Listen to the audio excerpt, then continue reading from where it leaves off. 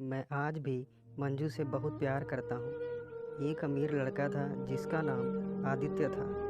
उसे एक गरीब किसान की लड़की से प्यार हो गया जिसका नाम मंजू था। मंजू सुंदर होने के साथ साथ बहुत समझदार भी थी। एक दिन जब आदित्य ने मंजू को बताया कि वह उससे प्यार करता है और उससे शादी करना चाहता है, तो मंजू ने कुछ सोचने के बाद आदित्य को शादी करने से इनकार कर दिया, क्योंकि वह बहुत गरीब परिवार से थी। लेकिन कुछ समय बाद जब ये आदित्य को पता चला, तो उसने मंजू के माता पिता से बात किया और मंजू को समझाया। काफ़ी समझाने के बाद मंजू मान गई और दोनों की शादी हो गई। शादी के बाद आदित्य उससे बहुत प्यार करता था। उन दोनों का जीवन बहुत ही हंसी खुशी से कट रहा था। लेकिन कुछ महीनों के बाद मंजू को चर्म रोग हो गया, जिसके कारण उसकी खूबसूरती कम होने लगी और मंजू को यह डर भी सताने लगा कि उसकी खूबसूरती कम होने के कारण कहीं उसका पति उसे छोड़ न दे। मंजू उस चर्म रोग की बहुत इलाज की, लेकिन उस इलाज का उसके चेहरे पर कोई असर नहीं पड़ रहा था।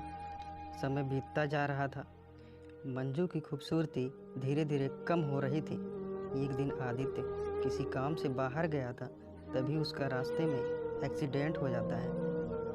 उस दुर्घटना में आदित्य की आंखों की रोशनी चली गई। इस दुर्घटना के कुछ समय के बाद उनका जीवन भी फिर सामान्य और सुखी बीतने लगा।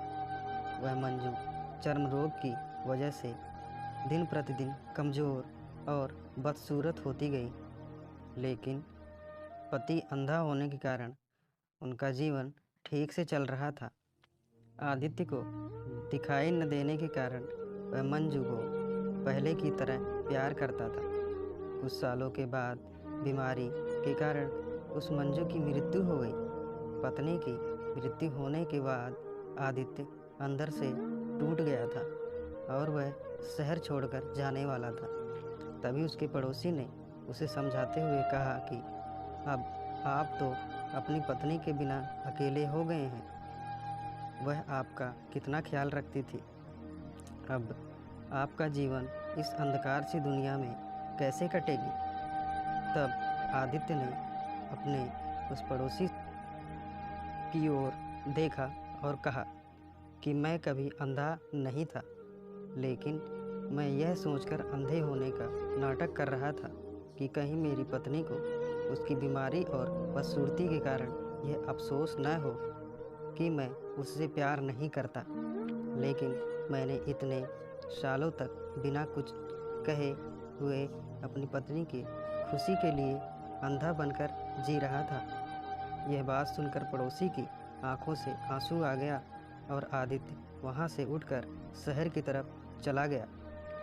आपने देखा कि कैसे आदित्य ने अपनी पत्नी मंजू के लिए अंधा बनकर जी रहा था कि उसकी पत्नी को यह अफसोस न हो कि आदित्य मेरे ये हालत देखकर छोड़ न दे। आदित्य ने मंजू को दिल से प्यार किया था, इसलिए उसने अपना पूरा जीवन उसके एक अंधेपन में बिता दिया। यही तो होता है सच्चा प्यार। यदि आप भी जीवन में खुश रहना चाहते हैं तो आप भी लोगों की कमियों की तरफ नहीं, बल्कि उनकी खूबियों की तरफ गौर करिए।